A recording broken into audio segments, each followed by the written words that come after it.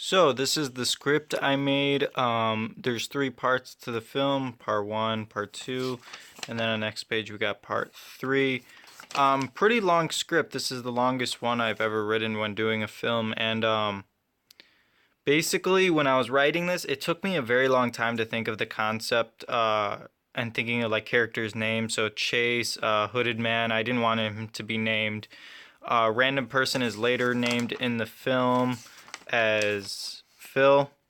And then basically, uh, for 1 hour of the day when doing this, I thought about up to here. And then I needed to go to sleep and get like my brain juices flowing a little more because I needed more help thinking about how I wanted this film to look. So then the next day, uh, I got some coffee and everything to get my brain going. And so like I was able to write part two and part three and finish the script. And so that went very well. So next I had to do the finding my actors and contacting them to make sure that the schedule worked for them of when I wanted to film. So when I wanted to film was a Tuesday, Monday, Tuesday, or Wednesday, depending on how it went. And so we were able to crack it out Monday and Tuesday, which I'm like very grateful for. And luckily, none of the actors had any scheduling issues with that, and I was so happy about that. But I know that can be like a huge factor, and I was always preparing for that.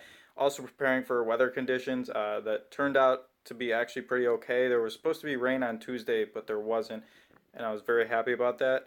And then also location scouting. So the areas that I wanted to film, I've already like been at before a lot, like just trying to get home and that kind of stuff. So I already had a preset of what they would look like. One problem was that when we ended up to the first location, though, they were doing construction that day, so we had to find a new spot, which was in Millennium Park. But yeah, small mishaps here and there. So I think it went pretty well for finding actors and location scouting. Yeah. So we are setting up the cameras, and I got one over there. And we're setting these up, so that's my background, and then they're practicing their lines. And pretty open scene. We had some complications beforehand, but they're better now. So it's good. Not the location I was originally going to shoot in, but this works. So the shoot went well. Stefan, Dylan, great actors. Couple mishaps while practicing lines, but we got able to work. So It was the bird that was chasing after us. yeah, that's very true. Into the shots. Unfortunately. Yeah, we shot back there. Great first day for shooting. Can't wait for tomorrow. So day two was it went very well. The actors were amazing. It was funny because one of the actors didn't think that the lines that they had in the film were going to be a lot, and so it threw him off when he actually finally read the script and saw that there were a lot that he had to say. So we were kind of like waiting a little there, letting him practice the line. So they were just practicing back and forth, which was really nice. It kind of sucked because I needed to get the entire thing in one shot because the trains would keep coming in and out for the first scene when they're on the when they're at the train.